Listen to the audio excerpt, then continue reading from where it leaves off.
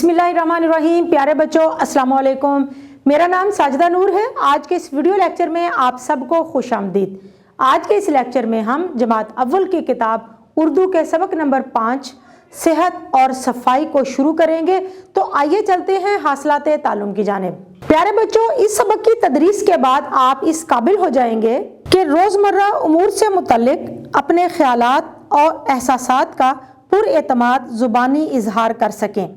यानी कि रोज़मर्रा ज़िंदगी में जो आपके मामूलात हैं, जिस तरह से आप दिन गुजारते हैं, उसके बारे में आप अपने ख्यालात का इजहार कर सकें। आपको स्कूल जाना कैसा लगता है, आपको कमरा जमात में बैठकर पढ़ना कैसा लगता है, अपने एहसासात बता सकें कि जब आप स्कूल से घर जाते हैं तो तब आपके क्या एहसासात होते हैं, और जब आप सुबह घर से स्कूल जाते हैं तो आपके क्या एहसासात होते हैं। और ये सारी बातें आपने बड़े ही पुरएतमाद अंदाज में ज़ुबानी बतानी है, अपने ख्यालात और एहसासात का इजहार करना है। सुनकर अपनी पसंद और नापसंद का इजहार कर सकें। यानी आप कोई भी कहानी सुनते हैं, आप कोई वाक़या सुनते हैं, आप कोई नज़्म सुनते हैं, तो आप ये बता सकें कि आपको ये नज़्म, ये कहानी, ये वाक़या अच्छा लगा या बुरा लगा।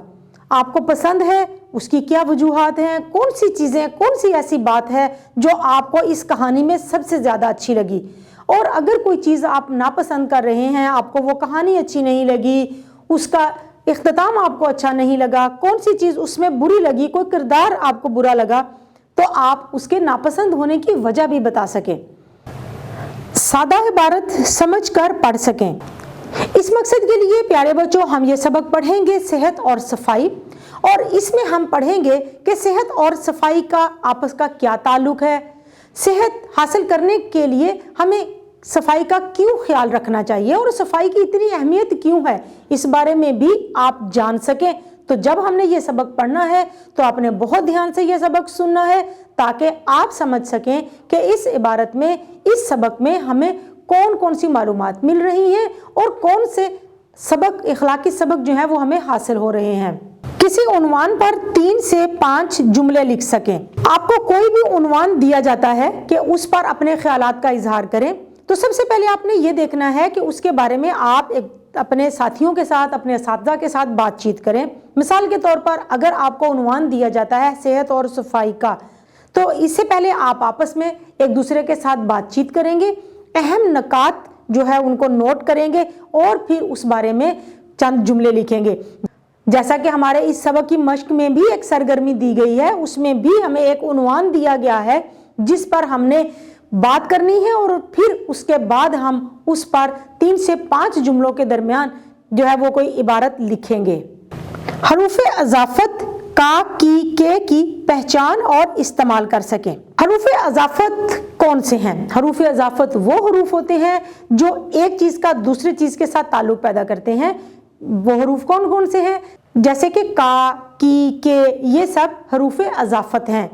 हरूफे अज़ाफ़त को हमने जुमलों में कैसे इस्तेमाल करना है, कहाँ पर इनका बेहतर इस्तेमाल हो सकता है, इस बारे में हम जानेंगे। इस सबक की मश्क में हमें एक सरगर्मी हल करने के लिए दी गई है, लेकिन उस सरगर्मी को हल करने के अलावा भी हमने बहुत से ऐसे जुमले तलाश करने हैं जिनमें हरूफे अज़ाफ़त इस्तेमाल किए गए हों। आम इस्तेमाल में शामिल मुश्किल अल्फाज को पहचान और जुमलों में इस्तेमाल कर सकें। हमारी रोज़मर्रा ज़िंदगी में हम बहुत से ऐसे अल्फाज बोलते हैं, जब हम बोल रहे होते हैं, जब बात कर रहे होते हैं तो हम उन अल्फाज का इस्तेमाल करते हैं, लेकिन अगर हमें अलग से कोई लफ्ज़ दे दिया जाए कि इस लफ्ज़ को जुमले में इस्तेमाल करो, तो फिर हमारे लिए थोड़ा सा मुश्किल हो जाता है। इस मुश्किल को हमने कैसे हल करना है, वो कुछ इस तरह से है कि हमारी मश्क में कुछ मुश्किल अल्फाज दिए गए हैं, उनके हमने जुमले बनाने हैं, यानी उन अल्फाज को हमने जुमलों में इस्तेमाल करना है। लेकिन उनसे हटकर भी आपको कुछ और जुमले भी आपके असातिज़ा देंगे जिनको आपने जुमलों में इस्तेमाल करना है, क्योंकि जितनी ज़्यादा आप मश्क करेंगे उतना ही ज़्यादा आपका सीखने का अमल जो है वो पुख्ता होगा।